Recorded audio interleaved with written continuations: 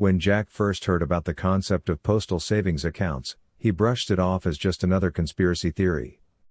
But late one night, curiosity got the better of him, and he began digging through documents and dictionaries, finding what seemed like pieces of a forgotten puzzle about citizenship, government, and financial autonomy. His journey soon led him to realize that the conventional view of identity, as a simple name on a passport, social security number, or birth certificate, only scratched the surface of a system far more intricate. Jack's mentor, an enigmatic figure named Patrick, guided him through the process of unlocking his postal savings account, which Patrick claimed was established at birth through his certificate of live birth. According to Patrick, the system, set up back in 1871 when the U.S. was restructured as a corporation, connected everyone's identity to a postal savings account number, tied directly to their passport, social security number, and other critical documents. Act 1, The Three Keys. Patrick explained that the key to accessing these accounts lay in three specific 9-digit numbers. The first was Jack's postal account number, which Patrick said was essentially his passport number. The second was a treasury routing number, typically Jack's social security number or a special estate IN, in case he ever declared his social security persona deceased. The third and final number was a postmaster tracking number, which Patrick called the combination to the locked account.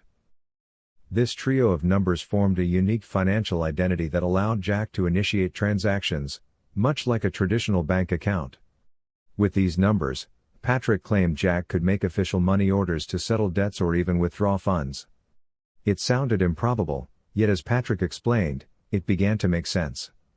Jack wasn't just an individual but was also, in a way, a financial entity. Act 2, Confronting the System. Intrigued, Jack decided to put the theory to the test. He prepared a postal money order, following Patrick's instructions precisely. He included the three key numbers, a unique tracking number, and his passport number to identify his account. For good measure, he even embossed his thumbprint on the money order, marking it as uniquely his.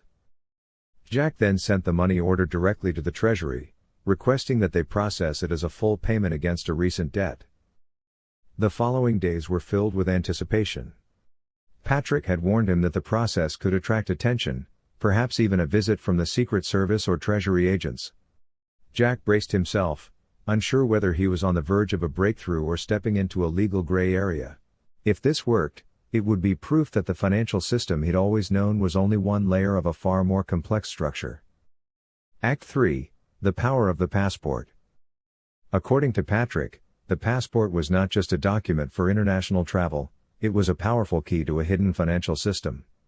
Jack's passport granted him access to his postal savings account, a safe harbor and safe passage both domestically and abroad.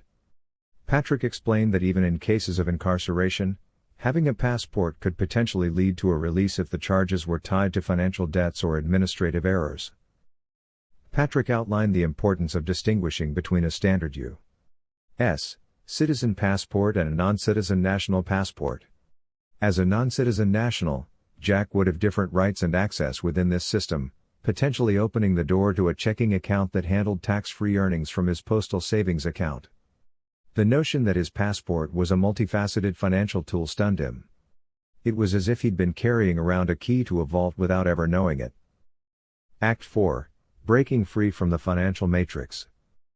With Patrick's guidance, Jack started exploring the implications of using his postal savings account to settle debts. Patrick explained that since the Great Depression, the U.S. government had shifted financial burdens onto these postal savings accounts, leveraging them as a kind of public fund. Through his postal savings account, Jack could theoretically reclaim funds the government had held in his name for decades. Jack's confidence grew as he began to understand the implications. The three 9-digit numbers, his passport, social security, and a unique postmaster tracking number, were like a financial map. Using these, Jack could issue money orders to cover debts and even close his account if he wished, reclaiming any remaining funds. Patrick called this move closing out the treasury, a phrase that stuck with Jack. He was no longer merely a taxpayer or citizen, he was an individual with newfound financial autonomy. Conclusion. Embracing financial sovereignty.